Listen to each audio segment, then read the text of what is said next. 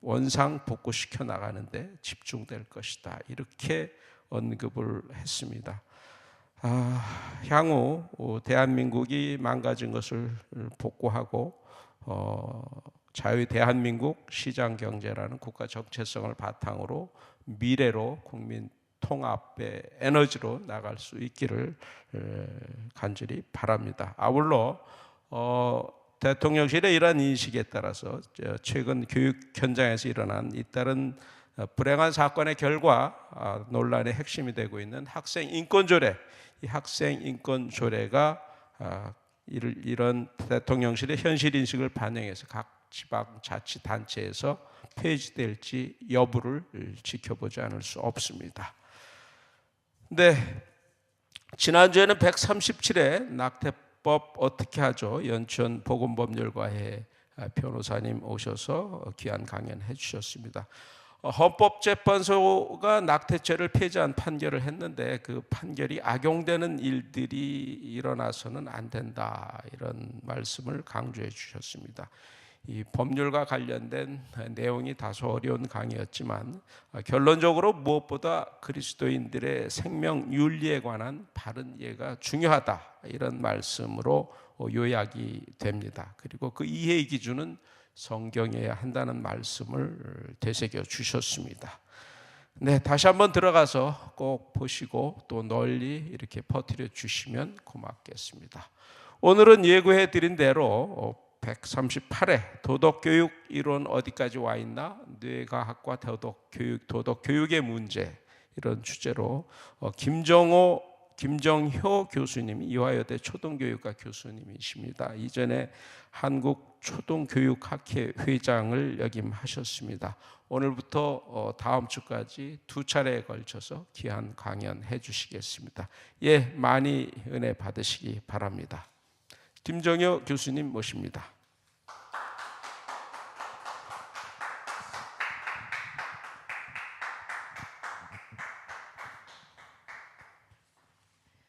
네, 안녕하세요. 유아여자대학교 김정효입니다. 이렇게 동역자님들과 함께 이렇게 귀한 시간을 가지게 돼서 너무 영광입니다. 다 함께 먼저 기도로 주님 앞으로 나아가겠습니다. 주님, 불의한 자들이 신경과학을 이용하여 주를 대적하는 이론을 만들고 다음 세대를 주님께로부터 멀어지도록 하는 그런 이론을 오늘 저희가 배워가며 차별금지법을 막고 믿음의 세대를 교육하는 일에 유익한 시간이 될 수 있도록 입술을 주장하여 주시옵소서. 감사드리고 예수 그리스도 이름으로 기도드립니다. 아멘. 네, 먼저 오늘 제가 함께 나눌 강의의 제목은 도덕교육 이론 어디까지 와 있나, 신경과학과 도덕교육, 이런 그 제목입니다. 네, 그리고 목차를 먼저 말씀드리면 우선 현행 도덕교육 이론은 어떤 인본주의 이론인데 어떤 문제가 있는가. 두 번째는 최신 도덕교육 이론의 도전. 그래서 신경과학으로 인해서 진화윤리학과 신경윤리학이 이제 도전을 하고 있는데 그 내용을 알아보고 차별금지법에 주는 시사점이 뭔지 한번 알아보도록 하겠습니다. 그리고 세 번째는 그래서 과연 학교 도덕교육은 어떻게 이루어져야 되는가. 이 다원주의 사회와 이렇게 신경과학을 통해서 도덕성 자체를 부인하는 그런 이론이 팽배한 가운데 우리는 어떻게 가르쳐야 하는가, 그 얘기를 해보려고 합니다. 네, 관련 성경 구절을 한번 찾아봤습니다. 로마서 1장 19절에서 20절 말씀과 로마서 2장 14절에서 15절 말씀인데요. 제가 먼저 봉독하겠습니다. 이는 하나님을 알만한 것이 그들 속에 보임이라. 하나님께서 이를 그들에게 보이셨느니라. 창세로부터 그의 보이지 아니하는 것들 곧 그의 영원하신 능력과 신성이 그가 만드신 만물에 분명히 보여 알려졌나니 그러므로 그들이 핑계하지 못할지니라. 그리고 로마서 2장 말씀인데요. 율법 없는 이방인이 본성으로 율법의 일을 행할 때에는 이 사람은 율법이 없어도 자기가 자기에게 율법이 되나니 이런 이들은 그의 양심이 증거가 되어 그 생각들이 서로 혹은 고발하며 혹은 변명하여 그 마음에 새긴 율법의 행위를 나타내느니라. 그러니까 성경에서는 그 믿지 않는 사람들에게도 하나님이 창조하신 모든 만인들에게 하나님 마음에 율법을 새겨 놓으셨다 그 말입니다. 그리고 그것을 알만한 것을 우리에게 또 주셨다. 이제 그렇게 얘기하고 있는데요. 이제 그 신경과학 이론은 그런 것이 없다 이렇게 얘기를 하고 있습니다. 네, 한번 보도록 하겠습니다. 네.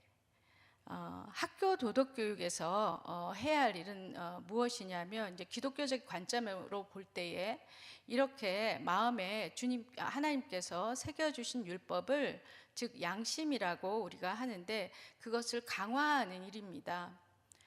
근육을 우리가 타고나고 시력을 타고나지만 어두운 데 있으면 시력을 잃고 또 이렇게 앉아 있으면 휠체어에 앉아 있으면 우리가 잘 걸을 수 없어서 재활 운동을 하는 것처럼 우리에게 마음에 타고날 때 양심을 주셨는데 그것을 계속 강화해야 된다는 겁니다. 그래서 학교에서 이런 일을 하기를 원하신다 하나님께서. 그래서 일반 은총 그 측면에서 궁극적으로 세상의 그 악을 어느 정도 억제하는 일을 학교 도덕 교육이 해야 한다 이렇게 얘기할 수 있습니다. 그래서 그런데 이제 조금 더 적극적으로 기독교 세계관에서 볼 때 윤리라고 하는 건 우리가 또 특별히 윤리 교육이라고 하는 건 어떤 그 특별한 면모가 있는가? 그러니까 일반 그 도덕 교육이 아니고요. 기독교적 세관으로 볼 때. 그래서 기독교 윤리 체계의 가장 고유한 면모는 뭐냐면 인간은 하나님이 주신 윤리 체계에 이를 수 없다는 겁니다. 그래서 우리가 예수 그리스도가 필요한데요. 그런데 하나님은 우리에게 양심이라는 마음에 새겨놓은 도덕률을 통해서 이것을 지각할 수 있도록 하셨고, 그래서 따라서 이게 이제 로마서 3장 말씀도 이렇게 썼는데 모든 사람이 죄를 범하였기 때문에 하나님의 영광에 이르지 못한다 말씀이 있지 않습니까? 따라서 도덕교과는 소극적 차원에서 양심을 강화해서 세상의 악을 억제한 일을 담당하도록 하셨다는 겁니다. 도덕교육을 통해서 이 세상을 선하게 만들 수는 없는 거죠. 또한 그 구원받은 자는 구원받지 않은 자보다 더 도덕적으로 우월한가? 여기 보면 이제 한번 그러나 그렇다라고 단숨에 이야기하는 어려운데요. 기독교인들은 이러한 도덕적 실행을 혼자 한다면, 그러니까 옛자로 그냥 한다면 더욱 쉽게 할 수는 없습니다. 다만 구주 예수 그리스도에게 확고히 헌신함으로써 그분을 기쁘시게 하기 위해서 그것을 위해서 주님께서 원하시는 도덕적 삶을 위해서 더욱 열망하는 존재가 되었다는 의미입니다. 그래서 이러한 열망은 선을 행하고자 하는 지칠 줄 모르는 열심으로 나아가게 하며 성령의 도우심을 간구하게 됨으로써 결과적으로 그리스도인의 중요한 표징 중 하나가 윤리적인 삶이 될 수 있다는 겁니다. 그러나 하나님께서 우리에게 원하시는 거룩한 삶은 윤리적 삶 그 이상의 것이라는 걸 우리가 알고 있습니다. 네. 예. 그래서 먼저는 서론으로 우리가 기독교적 측면에서 학교의 도덕 교육을 우리가 어느 정도 기대할 수 있고 그것의 의미는 무엇인지에 대해서 한번 알아봤습니다. 이제 현행 그 도덕 교육 이론, 이제 한마디로 이제 하나님이 빠진 인본주의 도덕 교육 이론인데요. 굉장히 이제 이걸 다 살펴보려면 너무 많지만 그러나 이제 2차 세계 대전 이후에 그 학교 도덕 교육에서 많이 이제 그 적용이 되는 그 이론들을 몇 가지를 한번 말씀을 드리겠습니다.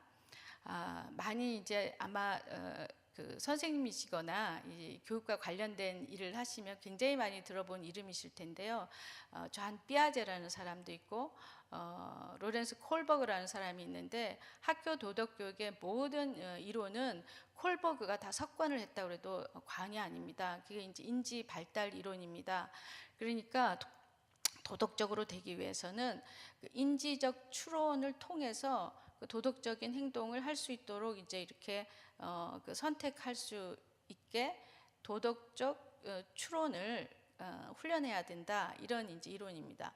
그다음에 이제 가치 명료화 이론은 주로 이제 여기 세 사람이 나와 있는데 그 루이스 레스라는 사람이 이제 주된 사람인데 이 사람은 도덕적 행위나 이런 도덕적인 삶을 살지 못하는 것은 단지 그가 도덕성이 뭐고 이런 걸 몰라서가 아니라 일관되게 자기가 추구하는 도덕적 체계를 구축하지 못했기 때문이기 때문에 그것을 좀 도와줘서 자신의 그 가치관을 명료하게 하도록 해야 한다, 이런 입장입니다.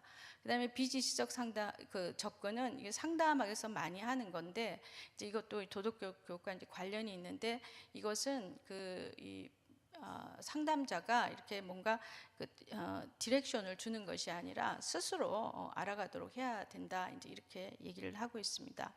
그 외에 요 근래는 이제 포스트 모던 그 접근이 들어와 있습니다. 교과서에도 다 들어와 있는 내용입니다.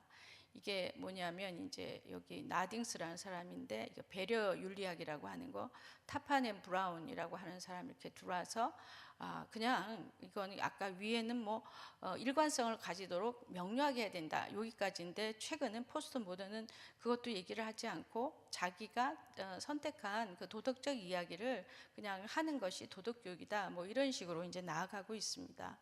예, 그런데 이제 우리나라의 경우 이런 그 도덕 교육에 대한 그 반성이 있었습니다. 그래서 7차 교육 과정, 이제 우리나라뿐 아니라 이제 이런 내용은 그 미국이나 이런 쪽에서도 이제 반성을 해서 이제 그 보수로 그 회귀한 그런 기간이 있는데요. 우리나라도 이제 7차 교육과정, 이거는 1995년입니다. 그 이후에 2007 교육과정, 2009, 2015 교육과정에서 이제 그 보수로 아이들에게 가르쳐야 할 것을 가르쳐야 되겠다, 이제 이렇게 넘어오게 되면서 토마스 리코라라는 사람이나 아리스토텔레스 이제 이론들이 오면서 표면적으로는 절대주의 이제 교육이 도덕 교육이 강조되었고 2015년에는 이제 국가 인성교육 진흥법도 이제 만들어졌습니다. 그러나 이제 우리가 잘 아는 것처럼 작년에 2022 교육과정이 이제 통과되면서 상당히 많이 상대주의로 회귀하는 그런 교육과정이 만들어졌습니다. 거기서 도덕 교육 교육과정에 보면 이런 말이 써 있습니다. 학생들에게 정답을 제시하지 않고 스스로 찾아가도록 하는 것이 도덕교육이 되도록 해라, 이렇게 이제 얘기가 되고 있어서 이제 그 기초가 주목됩니다. 도덕교과서에 과연 어떻게 나올지. 네. 그래서 지금 이제 그 현행 인본주의 도덕교육 이론을 이렇게 묶어서 잔 하벌이라고 하는 사람이 도덕교육의 치료적 접근이다, 이것이 이렇게 얘기하면서 이런 치료적 접근이 가지는 공통된 그 맹점에 대해서 이제 비판을 하고 있습니다. 여기서는 이제 주된 것이 비도덕적이라고 말하지 말고 아프다고 얘기하라는 겁니다, 아이들에게. 그래서 이걸 이제 테라퓨틱 어프로치 이렇게 하는 거죠. 여기에 이제 있는 내용은 이런 겁니다. 도덕적 내용보다는 과정을 더 중요시하라. 그러니까 그 앞에 있던 콜버그나 이런 사람들은 어떤 그 딜레마 상황을 그 도덕적으로 이제 선택할 때 예를 들면 무엇을 필요한데 이걸 훔칠 것인가 말 것인가, 이런 딜레마에서 훔치고 훔치지 않는 것을 통해서 그가 도덕적이다, 도덕적이 않다라고 판단할 수 없다, 이렇게 얘기합니다. 그래서 도덕적 내용은 중요하지 않고 그것을 왜 선택했는가가 중요하게 됩니다. 그래서 아이들이 도덕적 내용을 접하지 못하고 도덕 교육을 받게 되는 거죠. 그러니까 도덕 발달이 일어날 수 없다, 이 사람이 이제 이렇게 비판을 하는 겁니다. 그러니까 모델링을 보여주지 않습니다. 그래서 예전에 이제 7차 교육과정 이전의 교과서, 우리나라 교과서도 어떻게 돼 있냐면 철수와 영희가 싸웠다 이렇게 이제 제시를 하고 그러면 어떻게 해야 되겠는가 모델을 제시하지 않습니다. 어떻게 생각하냐라고 물어보고 그냥 끝납니다. 교과서가 이제 그렇게 돼 있다는 겁니다. 사실 이제 이 사람들이 이런 이론이 왜 그렇게 많이 그렇게 적용이 됐냐면 이분들의 그 의도는 일면 이렇게 설득력이 있습니다. 뭐 왜 그렇게 했었냐면 그냥 관례적으로 사람들이 그렇게 하니까 따라하는 것은 그것은 도덕이라고 할 수 없고 내 속에서 진정하게 뭐 이타적인 또 인간의 도리로서 이제 그런 것들을 선택할 때만 그것이 도덕이기 때문에 왜 그것을 그렇게 선택했는지를 이제 물어보고 그런 추론을 이렇게 더 도덕적으로 만들려고 했던 것입니다.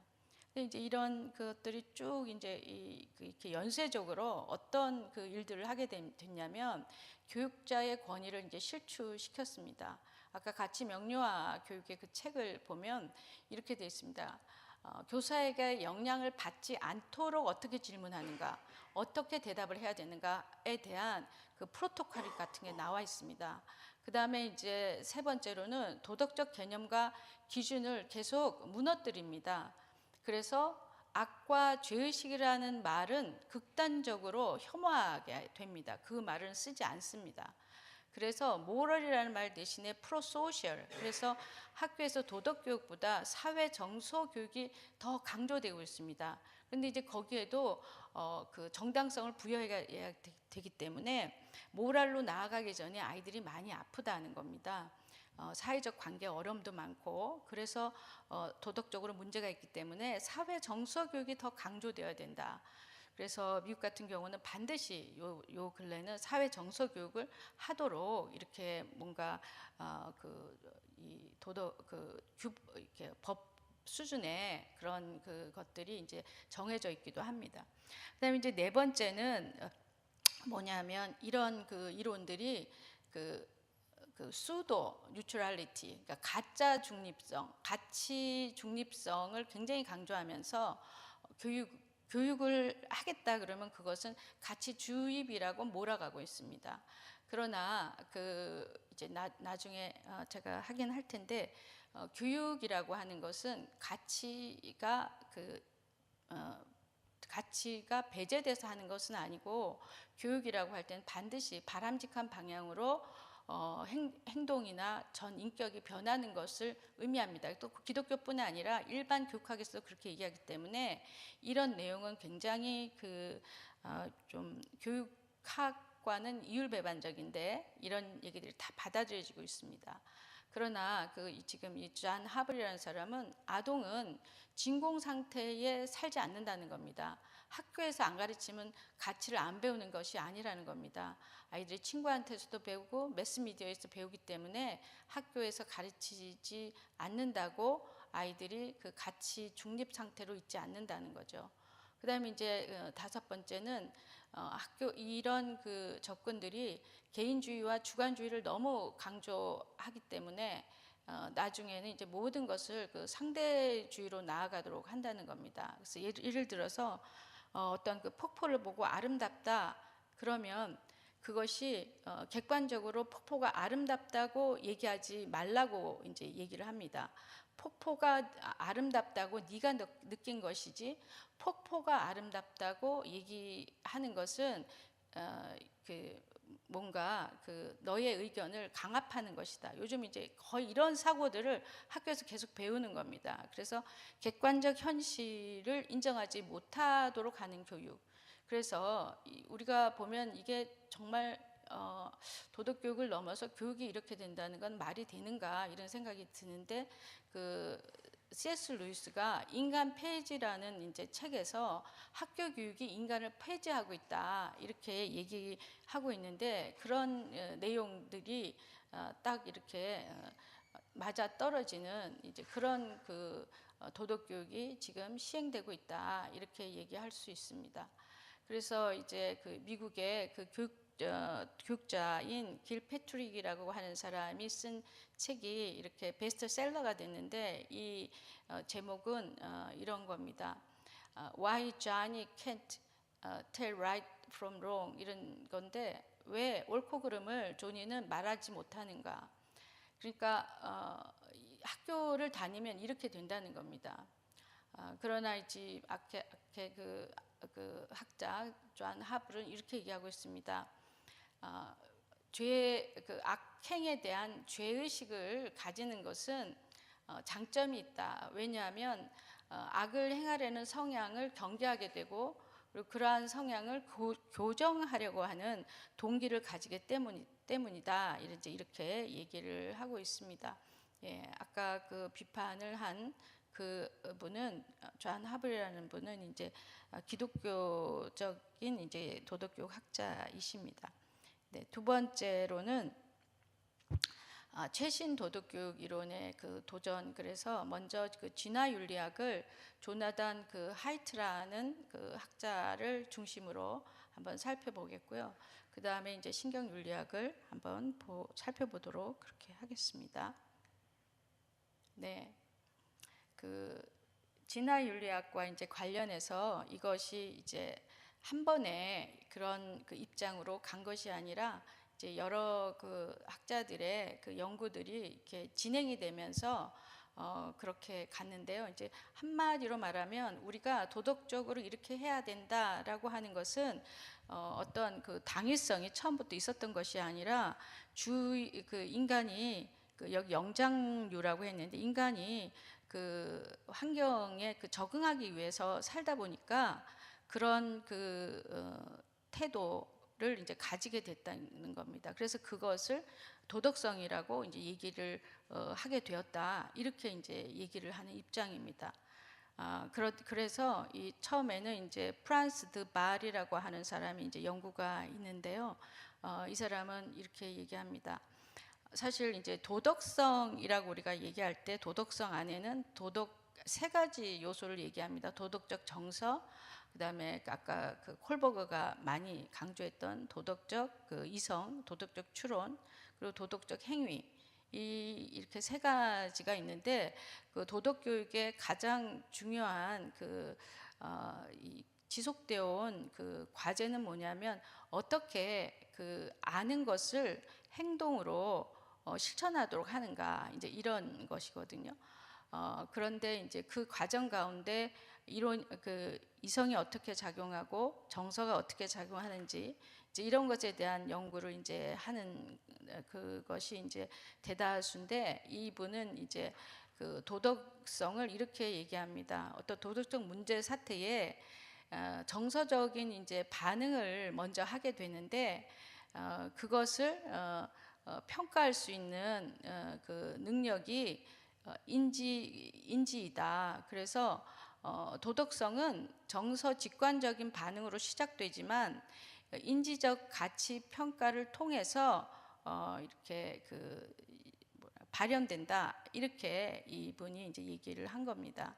그리고 도덕적 경향성과 관련돼서는 그 도덕성이라고 할 때 우리가 그 진화를 통해서 가지게 되는 경향성은 뭐냐면 공감과 관련된 경향, 규범과 관련된 경향, 상호 호혜적 경향, 유대적 경향, 이제 이런 것들을 이제 가지게 되었다는 겁니다. 진화를 통해서.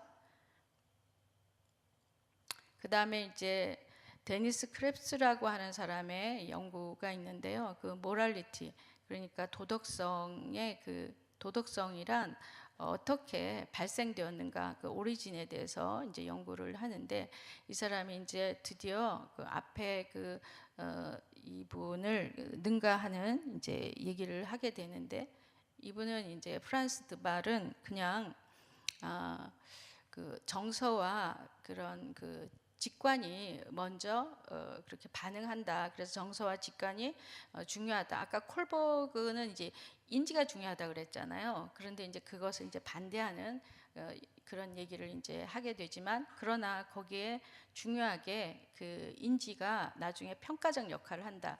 이제 이렇게 얘기를 했는데, 이분은 이제 콜버그의 인지 발달의 그 전통을 벗어나야 된다. 이제 이렇게 얘기를 하고 있습니다. 그래서 모든 정신 역동과 그 인지 발달, 도덕성은 어떤 그 문화적인 관점에서 다시 들여다 봐야 한다. 그래서 인간의 도덕성이 이렇게 발달시켜 온 것은 인간이 사회적 존재이고, 모든 것은 그 사회적인 어떤 규칙에 의해서 점점 그 인간이 그 뇌에 이런 것들이 이제 이렇게 그 뭐랄까 이렇게 그 도장이 찍히듯이 그렇게 되어 왔다. 이제 이렇게 얘기를 하게 됩니다. 그래서 도덕성의 그 사회적 기원에 대해서 굉장히 이제 강하게 이제 얘기가 논의가 이제 되는 겁니다. 그래서 이러한 그 경향이 이제 진행이 되면서 2008년에 그 Journal of Moral Education이라고 하는 그 도덕 교육을 이제 이끌고 가는 그 저널이 있는데, 거기에 이제 컨퍼런스를 하면서 그 돈 리드라는 사람이 그 학회장격이 되는데, 그 특별호에서 도덕 교육의 어떤 방향성을 이제 제시하기 시작합니다. 2008년에. 그래서 이게 이제 여러 가지 그 몇 가지 내용이 있는데, 여기에 이제 그 중요한 내용은 이겁니다. 그 콜버그 식의 1번이 뭐냐면, 그 도덕적 추론으로 도덕의 그 도덕성을 설명하는 시대가 이제 끝났다. 그걸 이제 종지부를 찍는 거죠. 예, 그렇게 하고 있고, 그 다음에 이제 3번에 보면 그 사람은 도덕적인 그 문제 사태에서 이게 어떤 것이 옳은가 이렇게 생각해서 뭘 결정하는 것이 아니고, 그 암시적 암묵적 과정으로 먼저 아까 그 지각이나 정서에 의해서 뭔가를 결정하고, 그 이후에 명시적 숙고적 과정, 이걸 이제 여러 학자들이 얘기하면서 앞에 것을 시스템 1, 두 번째 걸 시스템 2라고도 하고, 뭐 이중 처리 이론이라고도 하고, 이제 이런 것들을 막 그렇게 이름을 붙이면서 얼마나 그 도덕적 그 판단이라든가 도덕성을 그 논의할 때 지금까지 주목하지 않았던 인간의 그 정서의 인지적 역할이라 그럴까요? 그 지각, 그런 것이 얼마나 중요한지. 그리고 이 사람들이 이제 뭐라고 얘기하냐면, 그래서 아까 그 도덕률이라든가 그 도덕성이라고 하는 게 사회적으로 이렇게 만들어진 거기 때문에 어떤 내가 그 나의 정서, 나의 그러니까 호불호에 의해서 그것을 이렇게 결정을 해놓고, 그리고 나서 그 인지적인 그런 그 숙고 과정에 그것을 단지 합리화할 뿐이다. 이렇게 이제 얘기를 하기 시작합니다. 그래서 이제 지금 신경과학도 이제 이거를 그 컴퓨터 그 과학기술이 발달하니까 뇌를 이제 촬영하면서 그것을 계속 증명하는, 그것이 이제 신경과학에서 지금 하고 있는 내용입니다. 그래서 그런 그 얘기를 하고, 그리고 이제 6번째 보면 도덕적 연구 분야는 그 모더니즘의 순진한 보편주의를 넘어서고 있으며, 그러니까 이제 지금까지는 우리가 이제 또 그것도 그 기독교 그 세계관에서는 많이 비판을 하는데요, 모더니즘을. 근데 거기에서 가르쳐야 될 것을 가르치자고 했던 이제 그런 내용입니다, 여기서는. 그런데 이것은 너무 순진한 보편주의다, 이렇게 이제 그걸 아주 그 강등시키면서 포스트 모더니즘과 도덕 상대주의를 받아들일 준비를 해야 된다, 이렇게 하면서 향후 그 10년은 신경과학의 그 도덕교육에서 신경과학의 시대가 될 것이다, 이런 것들을 이제 이때 이렇게 그 선언을 하는 이제 그런 컨퍼런스가 열리고, 이제 그런 저널에서 이런 것들을 이제 선언하는 그런 일들이 있었습니다. 예, 이렇게 이제 그 진화론적 그 윤리학이 진화 윤리학이 이렇게 그 진행되어 오다가 결국은 조나단 하이트라고 하는 사람에 와서 이 내용들이 이제 굉장히 보편화됐다 그럴까요? 많이 이렇게 알려지게 되는데, 이 조나단 하이트라는 사람은 어떤 사람이냐면 그 우리나라도 한 8년 전에 왔더라고요. 와서 그 EBS에서도 많이 강의를 하고, 또 저도 이제 이번에 이걸 준비하기 위해서 좀 들어가서 보고 이렇게 했는데, 그 부인이 한국 분이세요. 그래가지고 그 동양에 대해서 굉장히 관심이 많고, 우리나라의 그 정치 또 종교적인 상황을 아주 잘 아시는 분이더라고요. 그런데 이제 이분이 이제 그 책을 그 두 권이 있는데 이미 한국에 다 번역이 돼서 많이 읽히고 있습니다. 그래서 이분이 이제 연구하는 주제는 뭐냐면, 도덕성이라고 하는 것이 아까 오리진 오브 모랄리티처럼 도덕성이라고 하는 게 도대체 뭔가, 도덕성의 그 기반이 뭔가, 이것을 이제 연구하는 그 도덕 심리학자인데요. 이 사람의 질문은 이겁니다. 나의 옳음과 그들의 옳음은 왜 다른가? 라는 질문을 이제 던집니다. 그래서 이 하이트의 질문을 좀 더 이렇게 거기 작은 글자로 해놨는데, 한번 들어보시면 이렇게 더 질문하면, 왜 자유주의자와 보수주의자는 서로 이해할 수 없는가? 왜 서구인들과 이란의 전통주의자들은 서로에게 역겨움을 느끼는가? 그리고 문화에 따라 모순되고 또 유사한 도덕성은 실제 얼마나 다양할 수 있는가? 이렇게 해서 이 사람은 사람들이 도덕적 결정을 내릴 때 직관이 이성보다 더 큰 역할을 한다는 거예요. 그래서 자유주의자들이 그 보수주의자들이 자유주의자들을 이렇게 그 주장들을 볼 때 그냥 다르다가 아니라 혐오를 느끼고 이렇게 하기 때문에, 도덕이라고 하는 것은 굉장히 사람들을 분열케 하는 것이다. 이런 지금 얘기를 이 사람이 하고 있습니다. 그래서 이 사람이 어떤 그 이런 이제 실험 비슷한 것이 있는데요. 사람들에게 그 네 가지 아주 그 기가 막히게, 우리가 들으면 입을 딱 벌리는, 이게 연구 이름이 도덕적 말 막힘 연구입니다. 이것을 이제 하는데, 이 어떤 그 상황들을 들으면서 뭐 예를 들면 아이고 기가 막히다 이제 이렇게 얘기하면 왜 그렇게 생각하는가, 이런 걸 질문합니다. 그리고 다른 국가에서도 그렇게 생각하는가, 그리고 이것에 대한 그 아무 규칙이 없어도 이게 잘못됐다고 생각할 수 있겠는가, 이런 질문을 하거든요. 그게 이제 보면 정말 이 사람은 그 결론보다 여러 가지 예들을 들어요. 그리고 뭔가 그 EBS 강의 때도 이렇게 뭔가 예를 들고 그렇게 하는데, 그 내용들이 굉장히 이렇게 도발적입니다. 그리고 굉장히 그 막시즘 내지는 사회주의를 이렇게 아주 긍정적으로 얘기하고, 그 자본주의를 아주 디그레이드 시키고, 이제 그런 예들을 계속 들고, 또 그 성전환이나 이런 거에 대해서도 굉장히 지지하는 그런 예를 듭니다.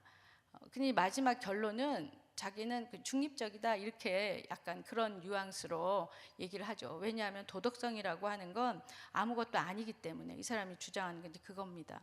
그래서 이렇게 얘기합니다. 닭과 성관계를 한다라고 할 때 어떻게 생각하냐? 또 키우던 개를 먹는다고 할 때 어떻게 생각하냐? 남매의 그 성관계에 대해서 어떻게 생각하냐? 국가를 걸레로 사용하는 것에 어떻게 생각하냐? 이런 질문을 합니다. 그럴 때 사람들이 어떻게 반응하냐는 거죠. 그런데 대부분은 이유를 설명하지 못하더라는 거예요. 이 사람은 그렇게 혐오를 하면서. 그러니까 이것은 도덕적인 기반이 아니고 직관적으로 그렇게 감정적으로 싫기 때문에 그냥 싫어한다, 약간 이런 결론을 내리는 겁니다. 그래서 이 집단적으로 이게 다 사회 그 집단에서 도덕성의 경향성이 이렇게 진화되기 때문에 미리 그 집단적으로 마치 그 전류가 깔리듯이 뇌에 그 회로들이 배선되어 있다는 겁니다. 미리 배선된 도덕성 기반이 뇌에 있어서 그것을 가지고 이제 직관적으로 그냥 반응한다는 겁니다. 그래서 이 배선은 사회적으로 이렇게 진화하면서 생긴 거라는 거죠. 그래서 하이트는 초기 인류가 마주한 중요한 그 적응적인 도전 과제를 해결하면서 우리 뇌에는 이런 도덕성 기반이 배선되게 되었다, 그런 겁니다. 그런 그 뇌에 그런 세포가 이제 소멸되지 않고 또 그런 회로가 계속 이제 있게 되었기 때문에 그렇게 반응한다는 겁니다. 그러나 이 나중에 이제 조금 나오는데, 이것이 문화적으로 또 사람마다 이제 조금 다를 수 있는 것은 이제 그들의 어떤 그 문화를 통해서 그 경향성들은 조금씩 다를 수 있다는 겁니다. 예, 그래서 아까도 이 도덕성 기반 이론을 이렇게 주장하는 책이 이 바른 마음이라고 하는 책이 나와 있고요. 근래는 또 바른 행복, 그러니까 이렇게 또 한 책이 또 하나 나와 있습니다. 그래서 아까 말씀드린 것처럼 모든 도덕 판단은 이성이 아닌 직관으로부터 나온다. 그리고 도덕은 우리를 결속시키기도 하고 눈이 멀게도 한다. 그래서 이제 사회를 분열하기도 한다는 얘기를 계속합니다, 이 사람이. 진화는 우리 뇌의 일련의 심적 기반으로 아로 새겨져 있다. 이는 세계 문화에서 보이는 미덕에 내재되어 있다. 그래서 이제 계속 이제 그런 식으로 반응을 하면서 그 뇌에 배선되어 있는 회로라든가 그 세포가 그렇게 계속 반응을 하게 하기 때문에 지금 우리가 생각하는 도덕적 미덕에 우리가 선택했던 그런 그 경향성들이 이 미덕이라는 이름을 붙여서 이렇게 우리가 그렇게 인식하고 있는 미덕이 돼 있다는 거예요. 거기에 이제 그 개념적으로 내재돼 있다는 거죠. 그래서 모든 사람에게 이 사람이 이제 그 질문했던 그런 이 심리학적인 그 책에는 이제 6가지입니다. 어떤 아까 말씀드렸던 이 삶을 살아가면서 인간이 그 사회적인 그 도전을 이제 해결하기 위해서 어떤 선택을 하면서 이런 그 미덕들을 이렇게 진화시켜 왔는데, 그것이 6가지 종류 정도 된다는 겁니다, 이 사람이. 그런데 이제 문화에 따라서 그것이 그러니까 좀 다르게도 발현되고 또 이렇게 또 이제 좌우로 다르게 이제 발현될 수 있다는 겁니다. 그래서 여기 이 사람이 그 중에서도 이걸 얘기했는데, 서구 자유주의자들은 배려나 그 공정성이나 이런 것에 대해서 강하게 반응하는 반면, 보수주의자들, 그러니까 자본주의나 그 개인 자본주의나 이런 그 사람들은 이거에 대해서 별로 관심을 가지 않는다라고 계속 그런 데이터와 뭐 자료와 막 이런 걸 보여줍니다. 그래서 또 때로는 중국도 중국 자료 같은 걸 막 보여주면서 또 막 이런 얘기를 하고 있습니다. 그래서 보수주의자들은 배려와 공정성에 관심이 없다, 이런 단언을 하면서 막 예들을 보여줘요, 이 사람이. 그래서 보수주의자 및 좀 더 전통적인 사회에서 사는 사람들은 교육과 문화에 의해서 최종적으로 형성되는 특정한 힘과 함께 6가지 그 기반에 이끌려 살게 되는데, 우리는 이것을 도덕성이라고 생각하지만 그것은 어떤 우연이라고 그런데 그 환경에 대한 도전에 적응하다 보니까 이제 생긴 거라는 겁니다. 그래서 배려를 주느냐 피해를 주느냐, 근데 그것을 도전했던 진화적인 도전은 뭐냐면, 어떻게 취약한 아동을 보호할 것인가, 그 다음에 뭐 2번째 공정하게 할 것이냐 아니면 불공정하게 할 것이냐. 근데 이거는 어떻게 부당하게 이용당하지 않으면서도 협력해서 보상을 얻어낼 수 있는가, 뭐 이런 그 진화적인 그 도전, 이런 것들을 받으면서 이것이 현대의 그 미덕의 하나의 그 형태로 그 내재되게 되었는데, 이것은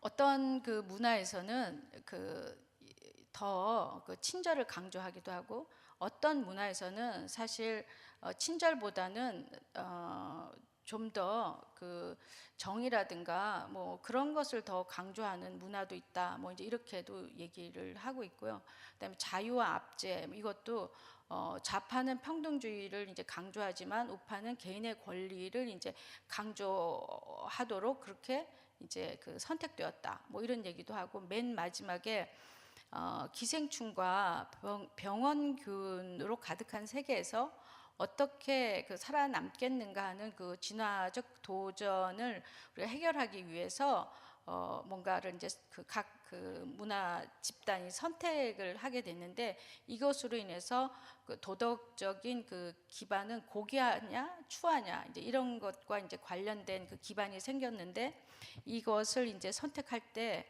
그 사회적 집단에 따라 유욕을 이제 억제하기도 하고, 또 어떨 때는 이게 오타가 났는데 신체 성전환을 이렇게 받아들이기도 하고, 뭐 이제 이렇게 하는 그 문화들로 이제 나뉜다, 이런 얘기를 이 사람이 하고 있습니다.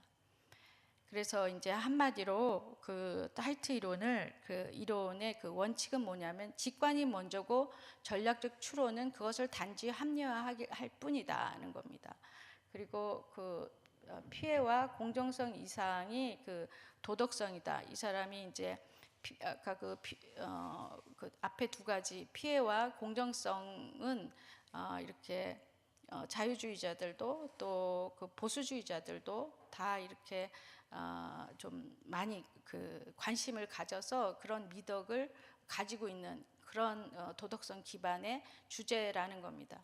그 다음에 도덕성은 우리를 결속시키기도 하고 눈을 멀게도 한다는 겁니다. 그래서 여기 이제 그 밑에서 두 번째 보면, 우리는 정치와 종교에 의해서 분열될 수 있다, 이런 걸 계속 강조해요.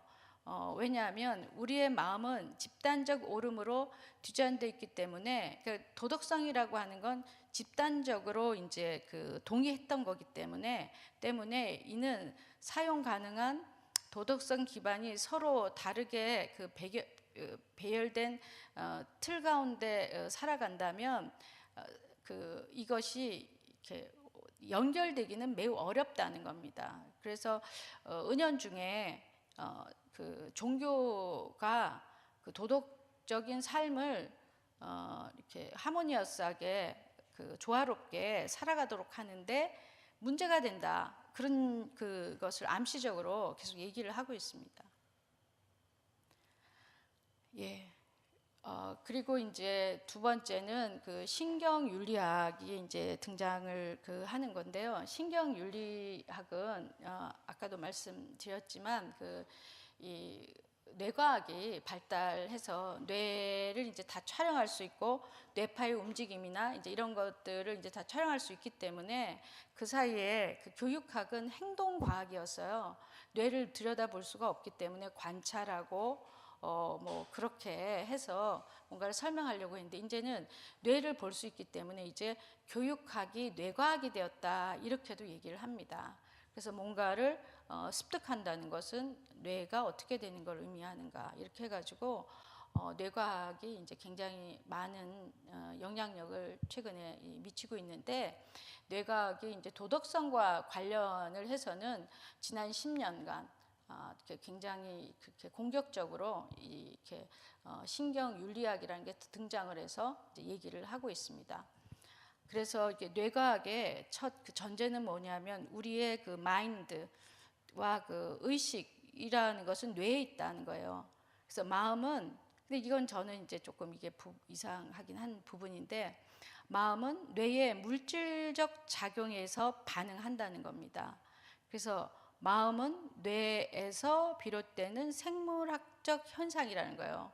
그런데 우리는 이렇게 알고 있잖아요. 마음이라고 하는 건 그 지정의가 다 통합이 되는 어떤 그 전인적인 그 인격에 의해서 이제 반응하는 거라고 하는데, 뇌를 이렇게 촬영해서 마음은 뇌에 있다는 거예요. 그래서 이제 좀 더 나아가면, 인격은 뇌의 어떤 부분의 그 피지컬한 그 신체적인 그 영역에서 관장한다는 말도 아니고 그 영역의 반응이다 이렇게 합니다. 그래서 인격은 뇌에 있다 이렇게 얘기해요 이분들이.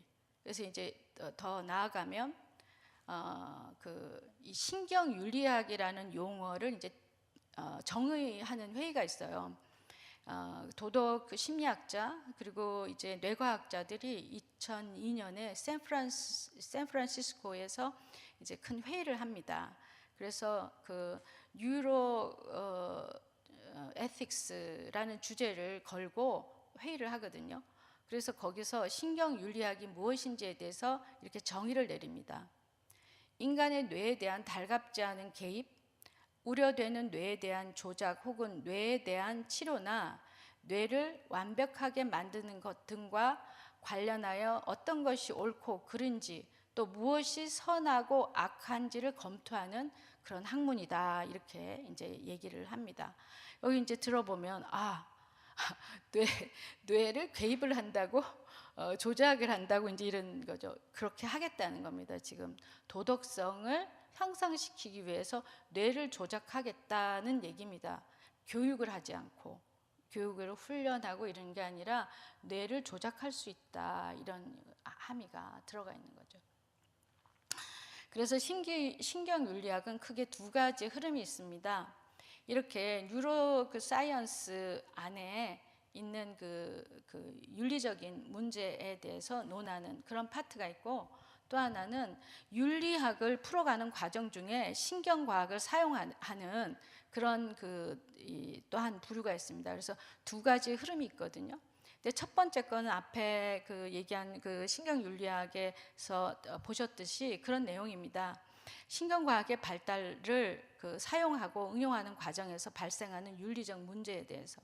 그래서 신경약물 혹은 뇌에 대한 외과적 개입을 통해서 인간의 의지, 정서, 기능을 치료하는 걸 넘어서서 그거를 인핸스먼트라고 하는데 향상 시키려고 할 때 이것이 윤리적으로 맞는 거냐 아니냐 이제 이런 거죠. 그래서 이제 그 두 번째 정상인의 인지, 정서, 기능의 향상을 위해서 허용하는 문제가 이제 부각됐습니다. 근데 이건 이미 많이 사용하고 있다 그래요.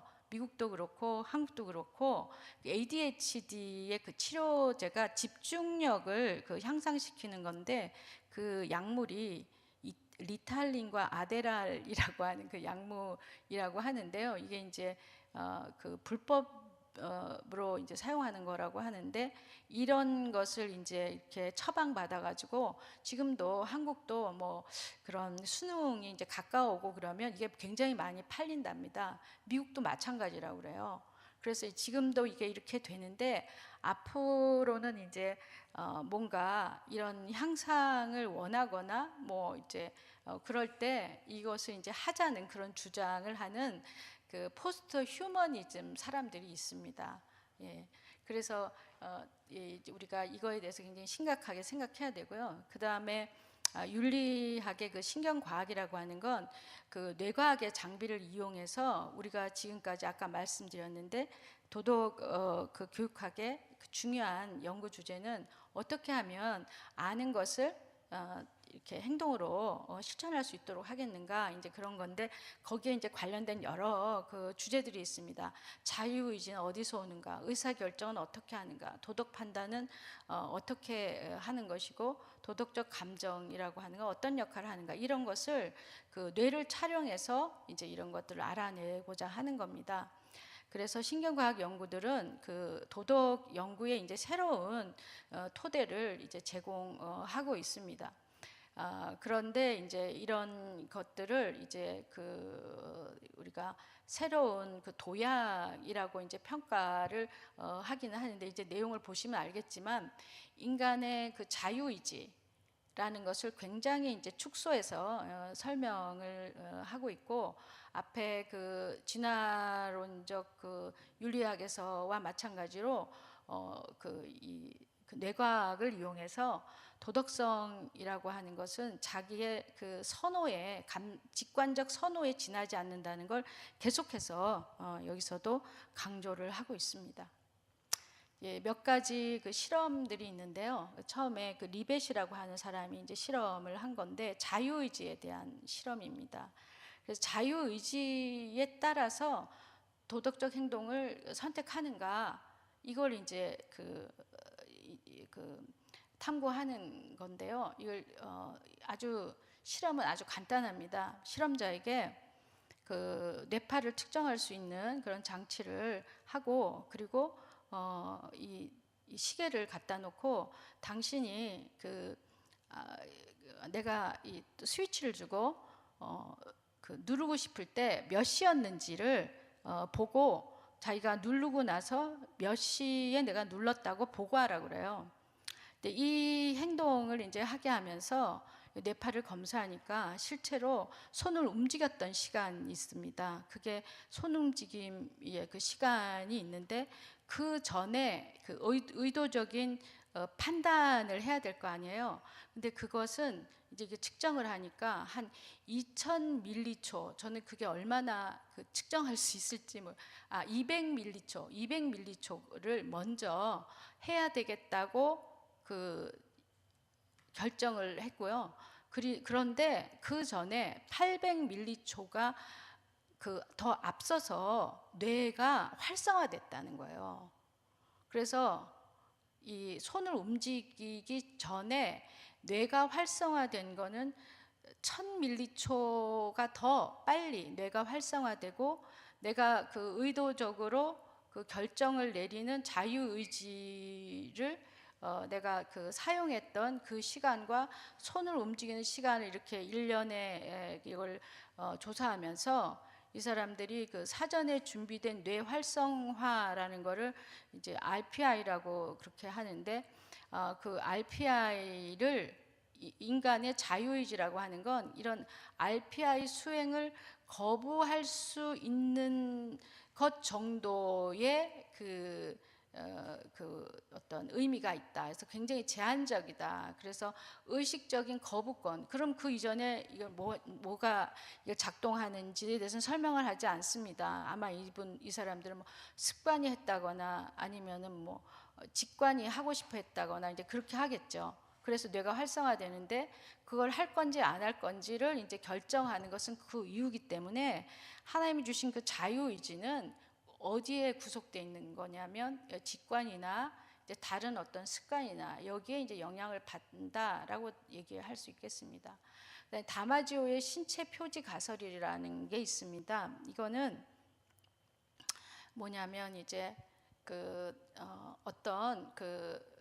이 사람이 이제 주장하는 건 뭐냐면 인간이 뭔가 도덕적인 판단을 내리고 이렇게 하는 걸 우리가 컴퓨터가 발달하지 않아도 뇌에서 판단하고 했겠다 이렇게 생각을 하는데 이 사람이 뇌 중에도 전두엽이 이제 파손된 어떤 그 환자가 있었는데 그 환자를 이제 추적해서 연구를 하니까 완전히 이 폭발 사고로 전두엽 부분에 전두엽 부분에 뭔가가 손상된 게이지라는 사람이 있었어요. 근데 그 사람의 이제 연구를 이제 그 사람 연구하면서 알게 된 것은 이 사람이 이제 그렇게 손상되고 나서 원래는 굉장히 이제 온순하고 도덕적인 그런 사람이었는데 이 사람이 그것이 손상되고 난 이후에는 사회적 규범에 대해서도 무관심하고 무책임하고 또 공격성이 높고 이제 이런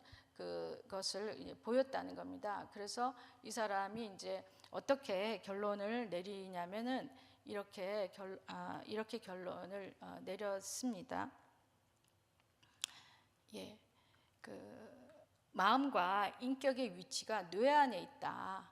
그래서 뇌 안에 뇌의 물리적 상태의 변화가 인격 변화의 원인이 된다. 이렇게 이제 결론을 내려버렸습니다.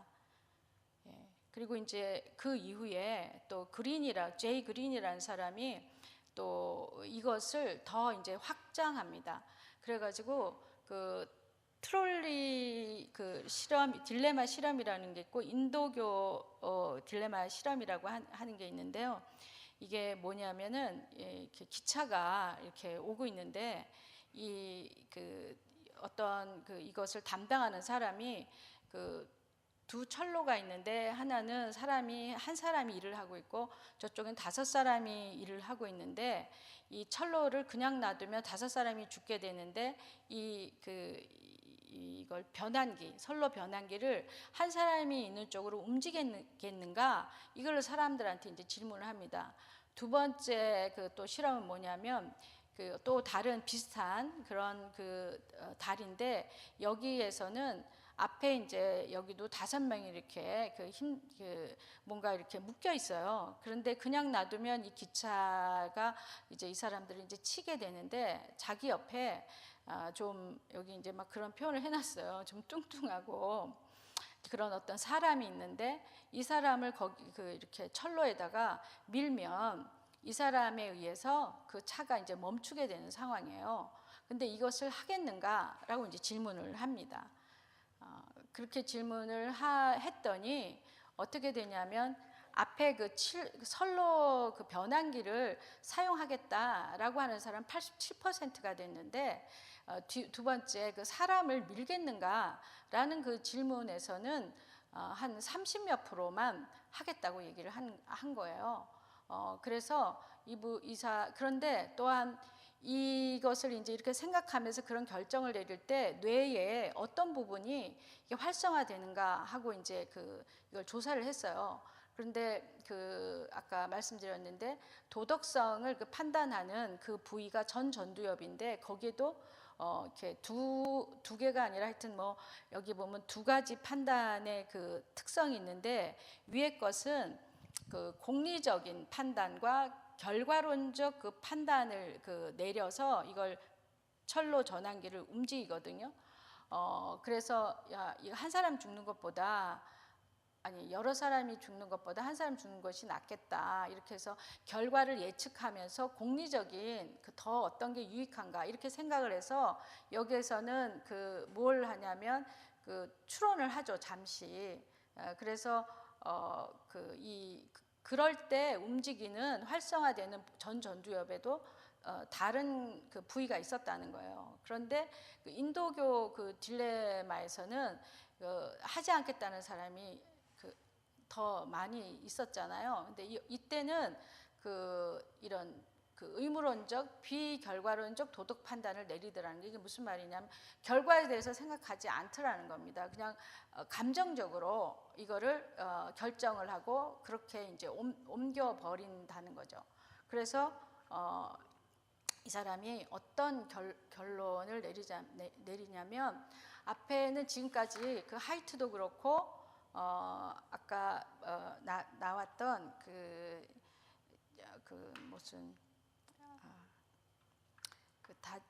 또 실험이 있었습니다. 그 실험도 그렇고 이런 게 뭐냐면 직관적으로 뭔가를 선택하고 도덕적 추론은 이후에 따라온다, 그런 논리였는데 지금 이 사람의 논리는 뭐냐면 이 직관적으로 정보를 이제 입수한 다음에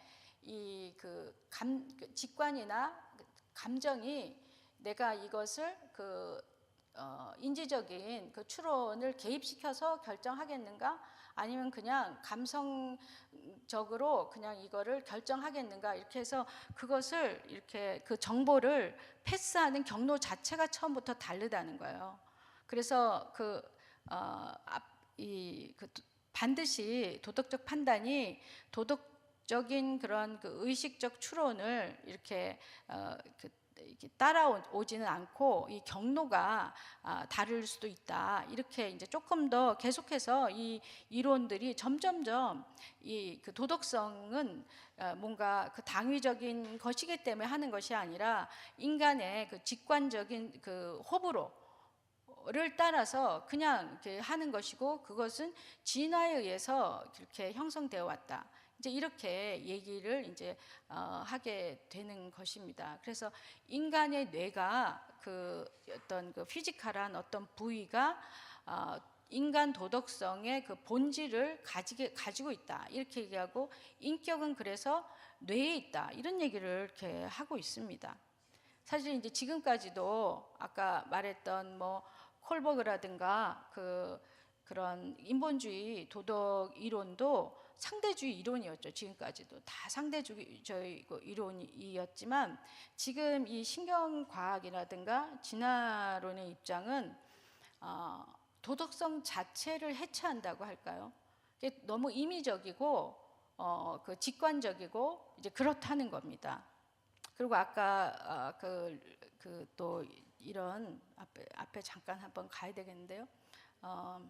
다마지오 연구라든가 리벳 이론은 인간의 자유의지를 거의 뭐 부정하는 그런 연구를 이제 신경과학이 하고 있다는 겁니다.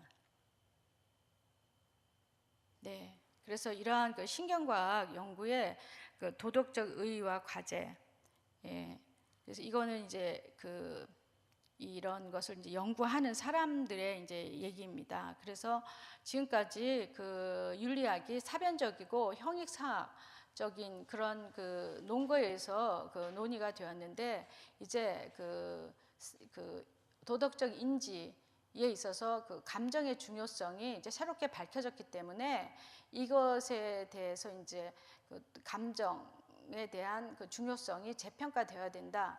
이제 이런 얘기를 하고 있고, 그 다음에 신경윤리학 그 연구에서는 아까와 같이 신경외과적인 그 개입을 통해서 인간을 향상시키는, 특별히 이제 그 정의감이나 이타성 이런 것들을 이제 향상시키기 위해서 이런 외과적인 그런 뭔가를 이제 할 수 있다라고 이제 제안을 하고 있습니다. 그래서 트랜스 휴머니스트들은 교육보다는, 교육으로도 할 수 있지만 교육보다는 신경과학 기술을 통해서 도덕적 향상을 고려하는 것을 제안하고 있습니다.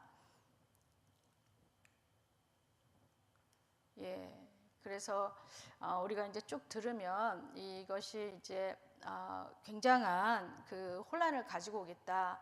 이제 그렇게 우리도 이제 생각이 되어지는데, 이제 도덕적 이것을 지금 우리나라에서는 이걸 막 하면서 소개하고 있는 수준입니다. 그래서 이렇게 가면 그 윤리학적 공백이 오고, 마치 우리가 AI가 이제 뭔가 딥러닝을 할 때 우리가 인간이 컨트롤을 뺏기는 것처럼 이 신경과학을 통해서 인간의 도덕성을 외과적으로 향상시킬 수 있다는 걸 우리가 어떻게 받아들여야 되는가에 대한 그런 연구가 필요하다. 그리고 누가 이것을 결정하고 누구에게 시술할 것인가, 이런 것에 대해서 정말 심각한 그런 윤리학적인 문제가 있겠다, 이런 얘기들을 하고 있습니다.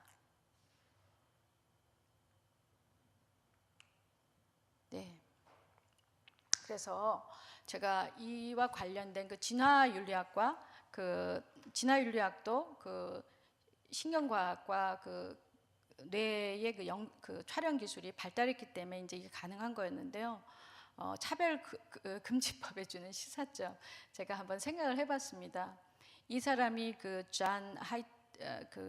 조나단 하이트라는 사람입니다. 많은 영상이 올라 있어요, EBS에. 진화윤리학은 도덕성 자체가 집단을 분리하고 혐오할 수 있게 한다는 얘기를 하고 있는 거죠. 그러므로 도덕성의 진화론적 기반을 이해하고, 즉 고전적 도덕성의 개념을 넘어서서 도덕성의 임의성, 그러니까 도덕이라는 게 아무것도 아니라는 거죠. 그것은 도덕성의 해체, 제가 못한 해체를 의미한다고 볼 수 있습니다. 또 특별히 종교와 정치가 집단적 옳음을 주장함으로써 서로를 혐오하고 있다. 그러니까 이 사람 이제 결론은 서로 이해하고 잘 지내라, 약간 그렇게 얘기하더라고요. 그러므로 기독교의 차별 금지법의 반대는 근거 없이 상대를 이제 혐오하기를 원하는 그런 이제 그런 법이 될 수 이제 우리로서는 이제 그런 법이 될 수도 있겠다, 이렇게 생각하고, 또 종교적 전통을, 그리고 이제 그들은 지금 집단 그 차별금지법을 주장하는 사람들은 이것을 반대하는 사람들이 이렇게 얘기하잖아요. 근거 없이 너희가 그 차별하고 혐오한다 이렇게 얘기하는 것을 서포트하는 그런 이론이 될 수 있는 거죠. 그래서 종교적 그 어떤 그 전통이나 이런 것들은 이제 그 존중받지 못할 수 있는 거죠. 종교적 전통은 그거 자체도 너희만의 옳음이 있기 때문에 이제 이런 것들을 이제 얘기하고 있습니다. 그다음에 이제 신경윤리학은 그 인간의 자유의지보다는 감정과 직관이 먼저라는 주장을 이제 계속하기 때문에 인간의 자유의지에 의한 의사결정의 가치를 굉장히 강등하고 있죠. 그래서 선택을 위한 자유의지에 대한 보수적 혹은 성경적 개념을 해체하고 있습니다. 그래서 그게 자유의지의 선택이 아니고 뭔가 너희의 습관과 뭐 그런 것 때문에 그럴 수 있다 이렇게 이제 얘기하려고 하는 거라고 볼 수 있습니다. 그래서 그 신경과학은 아까도 얘기했지만 그 어떤 신체의 그 뇌 기능을 약물을 통해서 증강할 수 있는데 이것을 오랜 시간을 걸려 가지고 도덕적인 그 훈련하는 것에 어떤 의미가 있는가 이런 그 반론을 제기하고 있고요. 인간들은 뇌를 조작하여 기능을 향상시키려 하는 것은 이거 이제 제 생각인데 마치 의술에 의해서 성전을 통해서 그 육체의 그 쾌락을 자족하려고 하는 것과 이제 비슷한 수준으로 나아가는 것이 아닌가. 그래서 의술을 통해서 신체를 만들어 간다는 것에는 그 공통점이 있고 이것이 이제 포스트 휴먼 시대로 나아가는 그 징조가 아닌가 이렇게 생각이 이제 듭니다. 네. 이런 그 어려움에도 불구하고 우리는 이제 지금 요게 막 소개되고 있는 중이에요. 그런데 이제 아마 여기에 대해서 반론을 많이 이제 제기할 것으로 봅니다.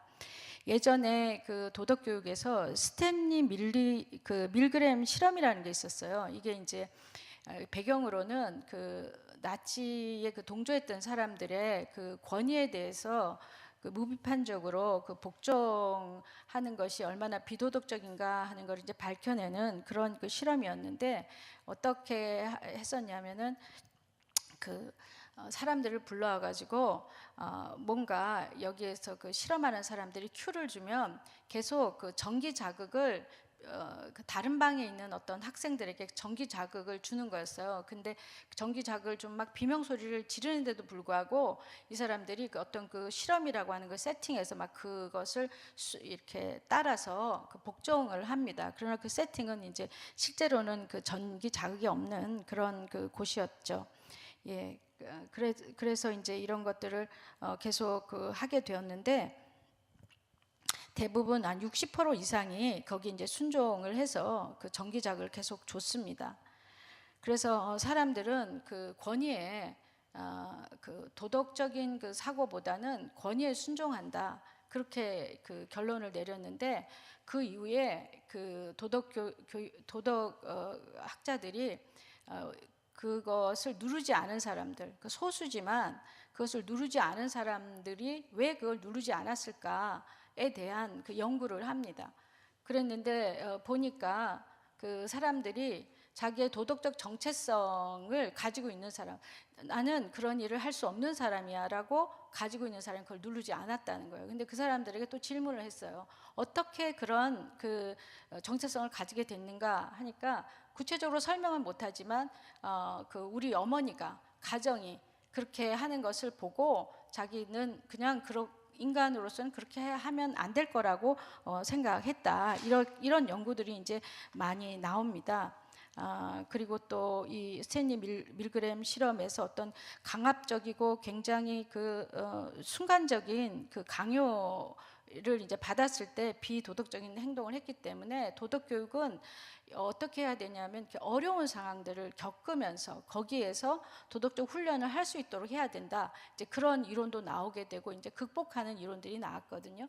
그래서 저도 여기에 이제 그 신경과학에서 아까 그 트롤리 실험에서 누르지 않은 그것을 전환기를 선로 변환기를 작동하지 않겠다 했던 사람이나 하여튼 그것에 반대되는 답을 했던 사람들이 있습니다. 근데 그 사람들이 왜 그렇게 생각했는지 뭐 그런 연구도 나올 법하고요. 또 어떤 측면에서는 성경 말씀에 우리에게 너희는 그 육체의 정욕과 그 안목의 정욕을 따라가지 말고 이생의 그 자랑을 따라가지 말고 오직 그 성령에 붙들림 받아서 성령님의 그 가이던스를 따라 살라고 하는 말씀이 있지 않습니까?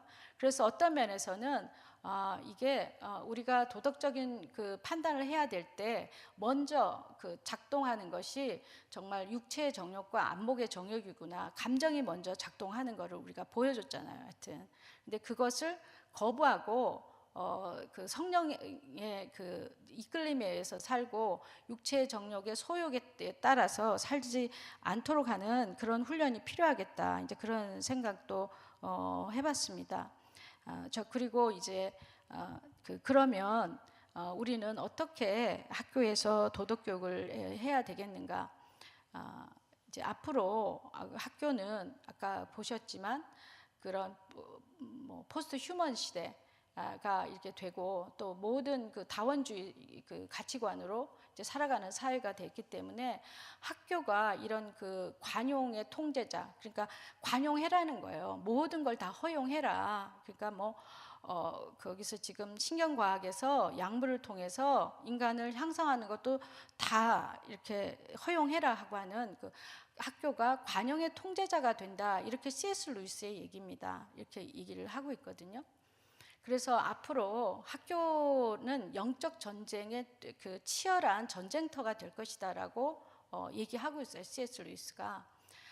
그런데 이제 우리가 여기에서 저희도 이제 그 신경 그 과학이나 도덕 교육의 전문가들을 만들어서 이 영역을 지키고 다음 세대를 이제 지켜야 되는 그런 의무가 저에게 있는 것 같습니다. 그래서 여기에서 이제 이런 그 C.S. 루이스의 그 질문인데 이렇게 얘기합니다. 전통적 가족의 삶을 중시하는 부모의 가치를 어떤 그 윤리 전문가가 기획한 도덕 교육으로 그냥 이렇게 대체하는 그럴 권리가 학교가 이런 권리를 가질 수 있는가? 이것에 대해서 그 저항하고 질문을 해야 된다는 겁니다. 그다음에 다양성에 대한 관용과 차별 금지라는 일반화된 원칙을 통해서 개인적 양심으로 특정 관행에 대해서 종교적 도덕적으로 반대하는 그 행위를 범죄로 그 몰아가고 있죠. 학교도 같이 가세를 해서 그래서는 안 된다라고 해서 이제 학교에 대한 그 지금 뭐 아까 말씀했는데 그 여러 가지 이제 학교의 그 서희초 사건도 있고 이제 이렇게 하면서 여러 가지가 우리가 많이 학교에 대해서 지금까지 그렇게 심각하게 생각하지 않았는데 그 학교가 관용의 통제자가 되고 학교 안에 벌써 학원 그 폭력위원회 그런 것들이 들어와서 뭔가 학생이나 이런 학생 사이에 그 문제가 있으면 금방 그것이 어떤 사법의 자리로 가도록 지금 그렇게 되어 있습니다. 그래서 사실은 아이들이 교육을 통해서 성장하는 게 좀 보호받는 그런 공간이어야 되는데 이제 그런 그 어려운 일들이 우리 학교 가운데 있습니다.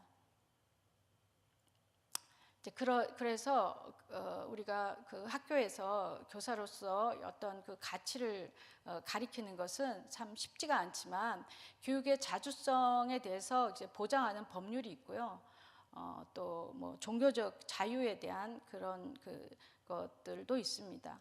그래서 이런 것들을 우리가 잘 기억하면서 그 교사가 신앙 양심으로 또 개인의 그 어떤 도덕적 양심으로 가르칠 수 있는 것은 가르쳐야 된다는 거죠. 그래서 이제 그 교사가 가치 중립이어야 된다라고 얘기하는 것은 이제 세 가지로 비판할 수 있는데 아까 처음에 말씀드린 것처럼 교육이 그 중립적이지 않기 때문입니다. 교육은 그 가치 합리적이다라고 다 얘기합니다. 왜냐하면 더욱 우리가 생각하기에 바람직 방향으로 아이들을 가르치는 거기 때문에 절대 중립적이지 않죠.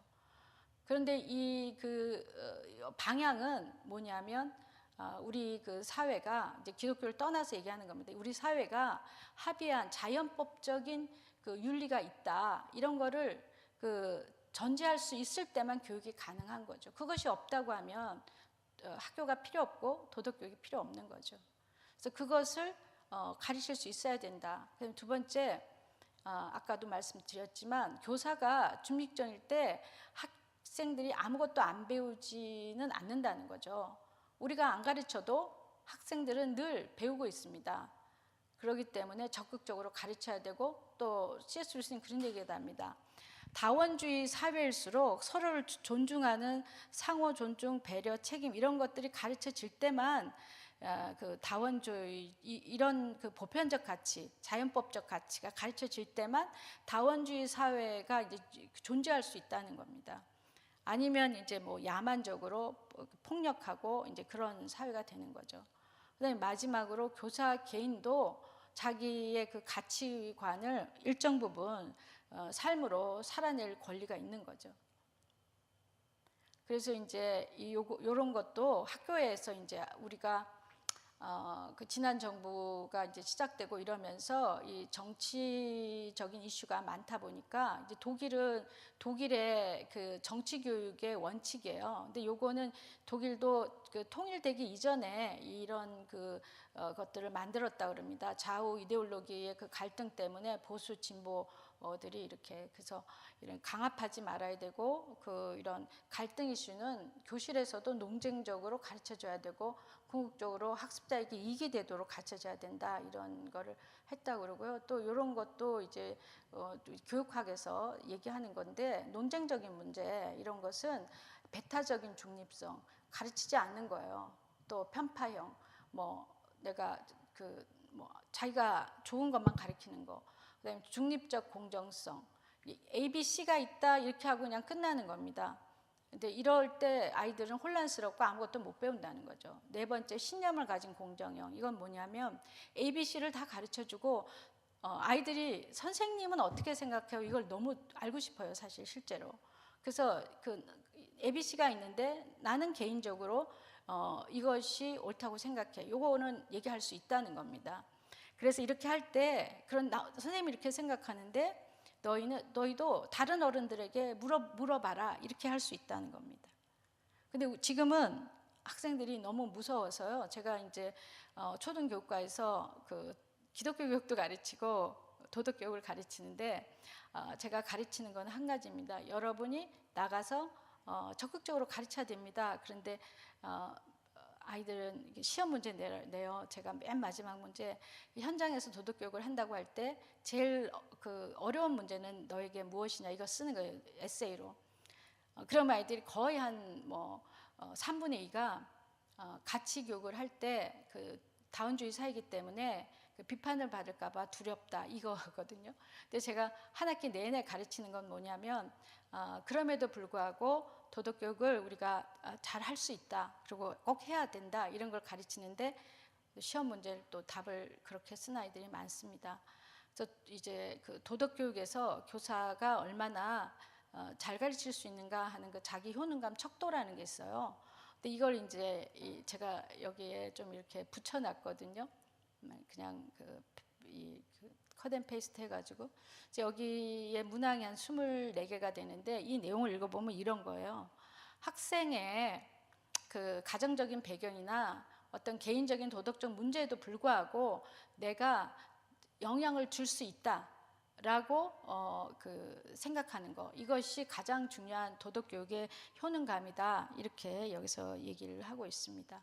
예, 그래서 이런 또 과학 문명이 발달할 때 하나님께서 그것을 통해서 우리에게 이제 유익도 주시지만 또 이렇게 도전도 주는데, 우리가 이것을 슬기롭게 잘 극복할 수 있기를 우리가 기대해 봅니다. 이제 다 함께 기도하심으로 마무리하도록 하겠습니다. 하나님 아버지, 저의 부족함을 가리워 주시고 그 학교를 통한 영적 전쟁의 그 일꾼으로 쓰임 받을 수 있는 도덕교육, 신경과학의 그 전문가들을 주님의 그 사람들에서 그 나올 수 있도록 주님의 군사들을 많이 세워 주시옵기를 간구드렸고 모든 말씀 우리 주 예수 그리스도 이름으로 기도드립니다. 아멘.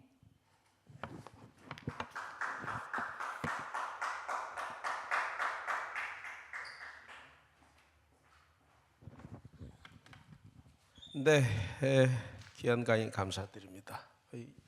제가 이거 뭘 누르는 거야? 괜찮아요? 잘못 누르지 않았나요? 네. 근데 그 쭉 들으셨지만 이 사람의 아주 근본에 관한 마음, 또 뇌, 도덕 이런 거에 관한 강의라 개념이 쉽지는 않았을 것 같습니다. 여러 가지 실험도 나오고 그런데 이게 조나단 화이트 도덕성 기본 이론, 뭐 인본주의 도덕교육 이론의 문제, 여러 가지 인지발달 이론, 가치 명료화 교육, 비지식적 접근, 포스트 모던 접근 등 여러 가지 그 교육 이론에 관한 말씀을 많이 해주셨고 그 연구에 관한 말씀도 해주셨는데 다음번에 개념이 어려운 건 다음번에 다시 한번 오셔서 또 전체적인 종합적인 이해를 한 다음에 한 번 더 요약을 하면 좋겠고 제가 이 강의를 들으면서 느끼는 말씀만 잠깐 요약을 해드리면은 앞부분에 이제 로마서 1장 19절 20절 말씀을 주셨어요. 이 말씀이 강의를 다 듣고 나니까 더욱 귀하게 느껴진다는 그런 생각이 강합니다. 우리가 이렇게 많은 어려운 연구를 통해서 결국은 결론은 도덕성의 해체, 성경 말씀의 부정 이걸로 결론이 나니까 하나님이 주신 우리 지혜로 사람들이 그토록 많은 연구를 해서 사회적으로는 굉장히 유명하고 큰 박사학위고 연구 실적이 엄청나지만 결론적으로 그게 하나님이 명백히 말씀을 주신 것을 다 부정하고 이게 어떤 선언적 도덕성 이런 거를 부정하잖아요. 이게 도덕이라는 게 결국 진화론을 인정하는 그런 연구 경향이라든지 그래서 이 조나단 화이트의 실험이 이게 이성보다는 직관에 의해서 이제 우리 도덕성이 결정이 된다 이런 이야기고 결론적으로 고전적 어떤 도덕성, 선언적 도덕성은 없는 것이고 도덕성의 임의성이라는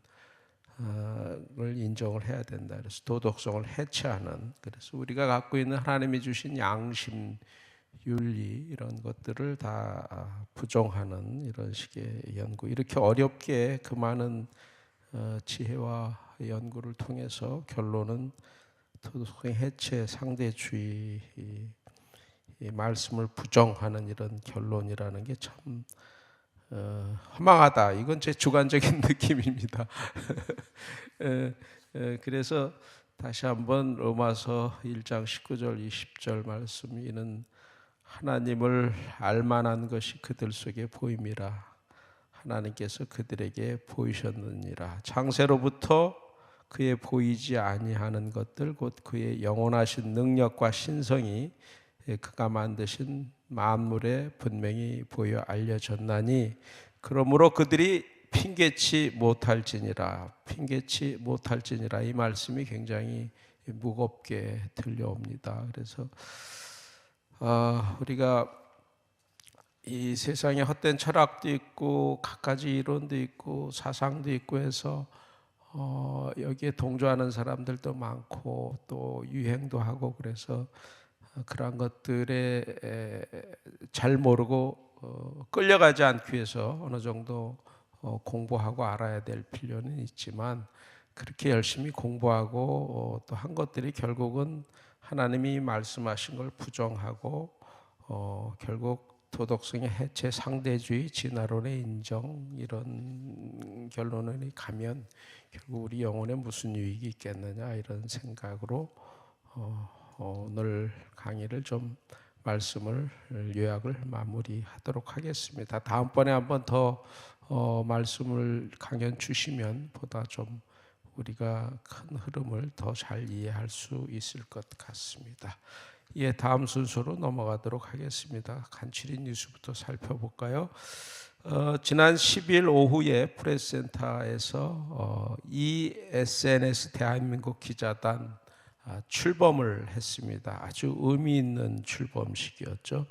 이 대한민국 기자단, 대한국민기자단입니다. 앞에는 약간 오자가 있는데, 대한국민기자단은 이 특정 이념에 편향된 보도만 일반 언론에서 많이 나오지 않습니까? 그래서 거기에 대한 그 반향으로 대한민국 언론의 행태에 대한 문제의식을 갖고 이렇게 출범하게 됐죠.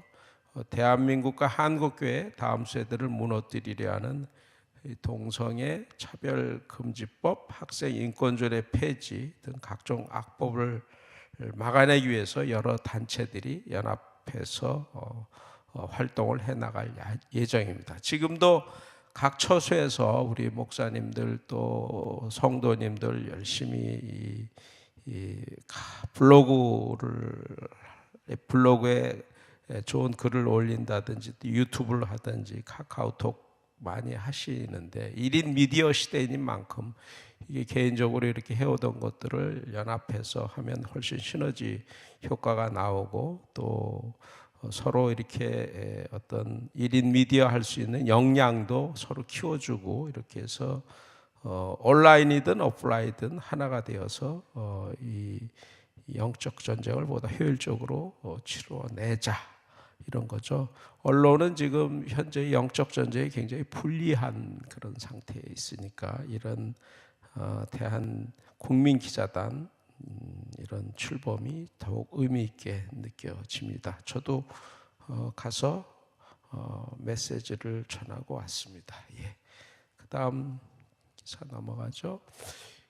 영국 학교에서 성중립 화장실에서 여중생을 상대로 한 성폭행 문제가 일어났어요. 지난 6월에 일어난 사건인데 이제 알려지게 된 거죠. 중학교에서 10대 남학생이 성중립 화장실 드나들면서 여자 동급생들 상대로 4건의 성폭력을 행사한 혐의로 체포가 됐는데, 이 중에 3건이 화장실 안에서 발생한 겁니다. 이 성중립 화장실 정말 문제죠. 이게 하여튼 차별금지법이 통과되고 나서 통과된 선진국에서 여러 가지 이상한 현상들, 황당한 사건들이 많이 일어나는 그러한 현상 중에 하나인데, 우리나라에도 지난번에 성공회 대학교에서 성중립 화장실 만든 게 보도가 됐었죠. 아마 이런 성중립 화장실 이 사건의 성격상 성추행이라든지 성폭행이라든지 이런 사건은 바로바로 안 알려지죠. 그래서 이렇게 뒤늦게 알려지게 되고, 그래서 실제로 알려지지 않고 되게 묻혀진 이런 사건들은 훨씬 많을 것이다, 이렇게 추정을 하는 것을 보면 정말 걱정되는 풍속도가 아닐 수 없습니다. 예, 그다음 넘어가시죠. 다음 순서요. 예정상 인천에서 성소수자 기회 축제 지난 9일 날 열렸습니다. 거룩한 방파제 그 기업 반대 집회 열렸다는 소식. 주요섭 3TV 이 주요섭 목사님 그 계정이 2차례나 폭파가 됐죠. 그래서 주요섭 3TV에서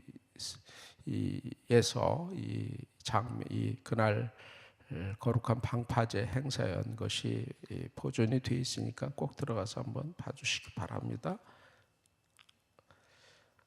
근데 제4차 NAP 초안 국가인권정책 기본 계획안이죠. 무엇이 문제인가? 이게 3차 때 안보다 훨씬 차별금지법을 통과를 굉장히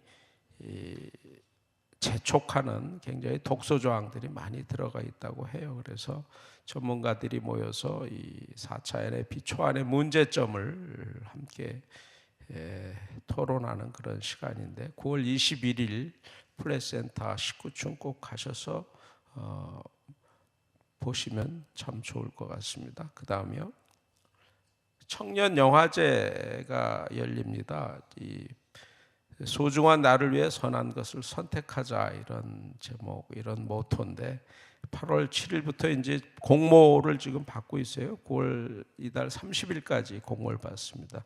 19세에서 39세 청년은 누구나 응모할 수 있습니다. 제목 추주 굿.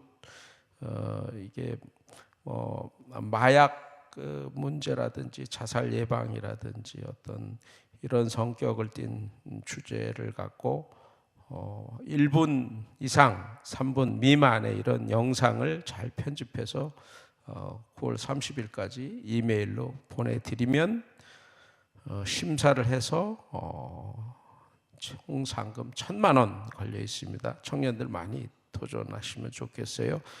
이 전국 청년연합 바로 소다에서 주관하고 있습니다. 그 다음 행사 보시죠. 자유 콘서트 진짜 콘, 이게 서울시청 광장에서 10월 14일 날 열립니다. 제목 역시 추주 굿. 진짜 자유를 누리기 위해서 선한 것을 선택하자 이런 제목으로 이 구호라고 할 수 있는 그 주제, 청년 마약 중독 예방, 청년 취업 준비관, 포괄적 차별금지법 반대, 학생 인권조례 폐지 이런 메시지를 담아서 그날 자유 콘서트가 열립니다. 많이 가서 봐주시면 좋겠습니다. 네, 다음에는 꼭 보셔야 될 영상 하나 틀어드리려고 합니다. 이 9월 5일 날 서울 학생 인권조례 폐지안 공청회가 있었어요. 김전 약사님 발언해 주시는데 이게 꼭 한번 보시는 게 좋겠다 해서 오늘 특별히 틀어드리는 거니까 한번 집중해서 봐주시기 바랍니다. 예, 틀어주시죠. 네, 반갑습니다. 저는 서울특별시 질병관리과 승인 에이즈 예방을 주 목적으로 하는 에이즈 예방 법인 대표 김지연입니다. 박원순 시장님 때 저희가 법인으로 등록이 되었고요. 참 감사하게 그때 당시 생각했습니다. 저희 주 목적 사업이 청소년 에이즈 예방이다 보니 그에 관련된 성교육 강사들을 양성하고 학교에 보내는 일도 자연스럽게 하게 되었습니다. 그리고 에이즈에 걸린 많은 청년들이 우리에게 지금 와서 상담하고 있습니다. 알고 계신가요? 여기 계신 분들 중에서 혹시 육진경 선생님이 왜 교육청에 고발됐는지 아시는지요? 육진경 선생님이 국어 시간에 질문을 받았었습니다. 동성연애와 에이즈의 관련성에 대해서. 그래서 질병관리본부가 제시한 자료를 말씀하셨습니다. 우리나라에서 에이즈에 걸린 사람 70% 정도가 남성 동성애자라고. 근데 이 학생이 육진경 교사를 학생 인권 조례 위반이라는 제목으로 교육청에 고발했고 3번 조사를 받으셨습니다. 제가 이렇게 자세히 아는 이유는 제가 그 자료를 드렸던 그리고 그걸 제공하고 있는 협회 대표이기 때문에 그렇습니다. 그러면 과연 모든 성적 지향이 사람에게 평등하게 적용돼도 될까요? 일단 2018년 3월 국가인권위원회 조사관이 이렇게 말했습니다. 국민일보 기자의 질문에 이렇게 대답했습니다. 동성애, 이성애, 양성애, 바이섹슈얼 이런 것들이 모두 다 성적 지향이면 다자성애, 폴리아모리는요? 라고 질문하자 국가인권위원회 조사관이 폴리아모리도 성적 지향이라고 얘기했습니다. 그러면 동물에게 끌리는 사람, 근친에게 끌리는 사람은 그러자 조사관이 대답을 못했습니다. 실제로 지금 해외에서는요. 4번째 성적 지향으로 소아성애를 인정해달라는 Before You Act 같은 단체들이 활발하게 활동하고 있고 미국 APA가 일부 받아들였습니다. 예, 그것도 성적 지향이라는 것이죠. 성적인 이끌림이 소아에게 향하는데 어떻게 확인하는 거예요. 그래서 이 성적 지향이라고 하는 단어는 굉장히 많은 문제가 있을 뿐만 아니라 실제로 에이즈에 걸린 분들을 매월 한 달도 빠지지 않고 후원하고 있고 상담하고 있는 사람으로서 모든 성적 지향을 학생의 인권이라고 말할 때 얼마나 위험해진지 말씀드리고자 합니다. 지금 학생인권조례 5조에 보면은 성적 지향, 어떤 성적 지향도 어떤 성별 정체성도 학생의 권리라고 말하고 있으며 그거 말고도 문제가 좀 있습니다만 시간이 없으니까 패스하겠습니다. 그리고 성소수자 학생에 대해서 가타부타 윤리적인 잣대를 들이대지 못하도록 얘기하고 있습니다. 자, 그런데요, 다 넘어가더라도 성적 취향, 동성애, 이성애, 양성애가 과연 모두 학생들에게 동일한 안전성을 주고 있을까요? 그렇지 않습니다. 성별 정체성도 그렇습니다. 동성애에 대해서 먼저 말씀드리자면요, 물론 이성애를 하는 분이든 동성애를 하든 분이든 양성애를 하든 분이든 건강한 사람은 없죠. 완벽한 건강인은 거의 없다고 WHO도 말하고 있습니다. 그럼에도 불구하고 동성결혼이 통보된 미국 질병관리본부, 영국, 캐나다 각 나라 질병관리본부는 놀라운 통계를 내고 있습니다. 특히 노르웨이와 덴마크는 동성끼리 결혼하신 분들, 즉 동성끼리의 성적 지향을 가지신 분들은 그렇지 않은 커플보다 일찍 사망한다고 되어 있습니다. 이유가 무엇일까요? 미국 질병관리본부에 따르면 남성 동성애자들은 일반인보다 항문암에 1700%나 많이 걸립니다. 이에 대해 미국 질병관리본부는 미국의 암 지도를 좌지우지하는 것이 동성 간의 성적 지향이라고 말하고 있습니다. 미국 NCBI에 들어가 보시면요, 남성 동성애자들이 대변 실금, 관략근 부실에 빠지게 되는 경우가 많다고 말하고 있습니다. 캐나다 보건복지부에 들어가 보시면요, 곤지름과 항문암에 많이 걸리는 것이 남성 동성애자이며 영국 보건복지부 자료에 따르면 이것이 남성 간 성행위가 남성 간의 성적 지향이 이끄는 결론적인 성적 행위가 항문 성관계라서 그렇다라고 되어 있습니다. 이 모든 각주는 제가 오늘 나갈 때 드리도록 하겠습니다. 확인해 보시기 바랍니다. 영국, 미국 등 일본 등은요, 사라져가던 이절이 다시 재발하게 된 이유가 남성 간 성적 지향을 가진 사람이다. 그래서요, 남성 간 성행위를 할 때는 라텍스 글로브, 고무장갑 끼고 하라고, 이성과는 다르다라고 얘기하고 있습니다. 철저하게 규명하고 있습니다. 그 이유가 동성 간 성행위 할 때는 성행위 도중에 대변이 입으로 들어갈 성적 지향이기 때문이라고 명시하고 있습니다. 이건 역시 PPT를 드리겠습니다. 간염에 많이 걸립니다. A형 간염, B형 간염, C형 간염에 많이 걸리는 게 남성 동성애자이며 WHO 홈페이지에서는요, A형 간염이 주로 키워 축제 때 전파되는데 15개국을 조사했을 때 예외가 없었다고 말하고 있습니다. 에이즈에 대해서는 더할 말이 없습니다. 우리나라 보건복지부도 인정했지요. 제4차 국민건강진진종합계획서 323페이지, 에이즈 관리사업평가서 60페이지, 너무나 자료가 많습니다. 우리나라에서 에이즈 걸리는 사람의 70% 이상이 남성 동성애자이며 특히 10대들의 경우 솔직하게 답변하기 때문에 별도로 코드 통계를 냈죠. 93%가 동성 간 성관계로 걸렸다고 말했습니다. 이 외에도 레즈비언 건강에 대해서 드릴 말씀이 많으나 지금 시간이 너무나 제한돼 있고 너무나 PPT도 사용하지 못하게 하셔서 좀 안타깝습니다. 그래서 제가 바깥에 자료를 다 790개 각주를 모두 가지고 왔으니 확인해 보시고 왜 모든 성적 지향과 성별 정체성이 학생의 권리라고 말할 수 없는지를 이해시켜드리고 싶습니다. 감사합니다. 보셨나요? 예.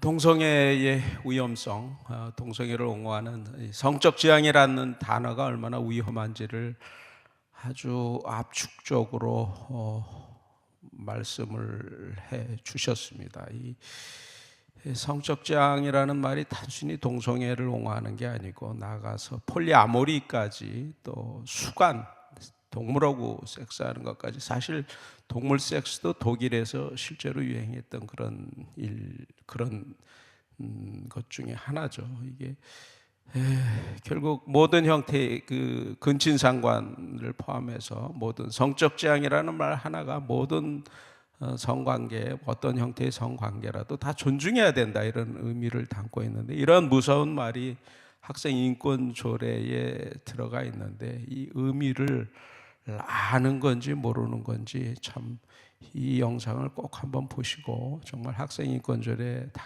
마땅히 폐지되는 게 마땅하죠. 그리고 성적 지향, 성별 정체성 이거를 반대하면 혐오라고 하는 혐오주의자라고 몰아붙이고 그걸 법적으로 처벌하자 그래가지고 차별금지법을 만들자는 게 이제 차별금지법의 실체인데, 이 영상 널리 이렇게 보도록 해주시면 참 좋겠습니다. 정말 성적 지향 한마디로 이 사회가 이 성의 천국을 만드는 건지 성의 지옥을 만드는 건지, 이게 문화 막시즘을 설계한 이런 그 프랑크푸르트 학파 그 이론가들은 성의 천국을 만들어야 자본주의도 없어지고 기독교도 없어지고 이 서구 문화도 없어지고 이런 주장을 하면서 이게 설계를 했는데, 이 무서움을 이 영상을 통해서 깊이 인식하고 더욱 주변에 알려주면 좋겠다 해서 이 영상을 틀어드렸습니다. 예, 여기까지 할까요? 다음 주는 차바 139회 오늘 강연 주신 김정효 교수님 오셔서 이 AI 시대 인성 교육의 문제에 대해서 또 깊이 있는 말씀 또 전해 주시겠습니다. 역시 기대해 주시고요. 예, 오늘 강연도 꼭 다소 어려운 강연 꼭 복습해 주셔서 다음 강연 들으시면 더 좋을 것 같습니다. 네, 여기서 마치도록 하겠습니다. 기도하겠습니다. 하나님 감사합니다. 오늘도 주님이 사랑하시는 우리 강사님 보내주셔서 영적 전쟁과 관련해서 우리가 필요한 지식으로 무장케 하심을 감사합니다. 하나님, 이 대한민국에서 지금 일어나고 있는 여러 가지 상황들 주님께서 너무나 많이 아십니다. 아버지 하나님, 그리고 이 여러 가지 악법들을 막아내고 또 학생의 인권 조례를 또 막아내고 또 그 제4차 국가정책, 인권정책 기본계획 등 여러 가지 영적 전쟁과 관련해서 많은 사람들이 애쓰고 있습니다. 주님, 저희들 부족하지만은 힘과 지혜와 능력을 더해 주시고 이 시대의 영적 전쟁에서 보다 많은 사람들이 깨닫고 하나님의 군대가 더 많아질 수 있도록 하나님 도와주시옵소서. 이제까지 대한민국을 사랑하셔서 재벌금지법 16년째 막아낼 수 있음을 너무나 감사드립니다. 더욱 많은 사람들이 깨어나서 이 땅에서 이 악한 것들이, 이 시대적 흐름이 이 땅에서 다 막아지게 하시고 대한민국이 하나님이 기뻐하는 거룩한 나라로 세워질 수 있도록 하나님 은혜를 베풀어 주시옵소서. 이를 위해서 이 차바 하나님 주님께서 귀하게 사용하여 주시고 이 차바의 사명 잘 감당할 수 있도록 하나님 한 분 한 분 주님께서 기억하여 주시옵소서. 우리 주님 늘 은혜 베푸심을 감사드리며 이 차바 더욱더 많은 훌륭한 강사님들 보내주시고 또 이 차바를 통해서 하나님 기뻐하시는 많은 일들이 일어나갈 걸 믿고 감사드리며 예수님 이름으로 기도드립니다. 아멘.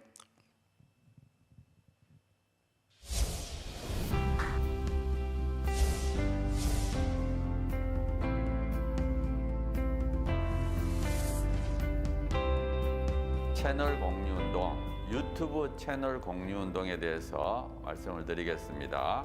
차바 채널과 여러분들의 교회의 유튜브 채널이 공유된다는 게 무슨 뜻인가 하면 차바에서 매주 금요일마다 차별금지법에 관련된 좋은 영상을 실시간으로 송출하게 됩니다.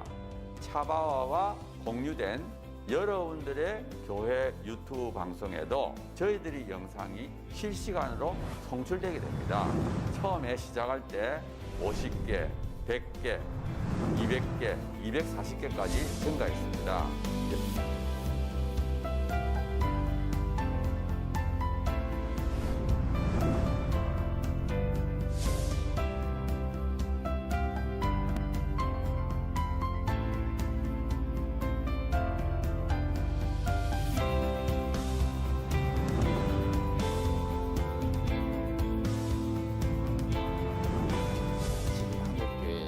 수가 6만여 개 되고 유튜브 채널을 10,000개라고 보면 그 10,000개 중에 10%, 1,000개가 되면 이 1,000개 채널이 나머지 10,000개에 영향을, 10,000개 채널이 10,000개 교회가 나머지 6만 교회에 영향을 미칠 수 있다. 저는 그렇게 생각합니다.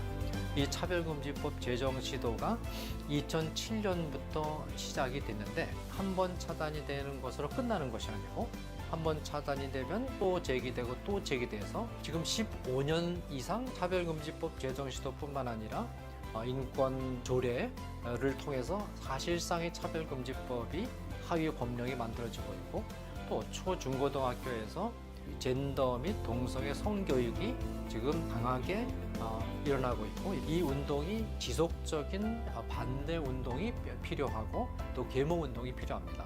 여러분 섬기시는 교회 담임 목사님 은혜로운 설교를 들으셨다면 적어도 주 1회는 지금 전 세계에 가장 위협이 되고 있는 동성애 성혁명 주장들 그리고 우리 미래 세대를 음란으로 미혹시키고 거짓으로 미혹시키고 있는 이 성혁명 사상들, 차별금지법, 이 문제가 우리나라에서 반드시 막아내고 복음적 성인례를 반드시 지켜내는 이런 사역에 우리가 실패해서는 안 되겠습니다. 차바 강의 중에서는요, 쉬운 강의도 있고요, 또 어려운 강의도 있습니다. 쉬운 강의는 한 번 듣고 이해가 되지만요, 어려운 강의는 또 여러 번 들으실 수가 있어야지 되는데요. 이게 교회 채널을 통해서 모든 성도들에게 공급이 된다면 정말 좋겠죠.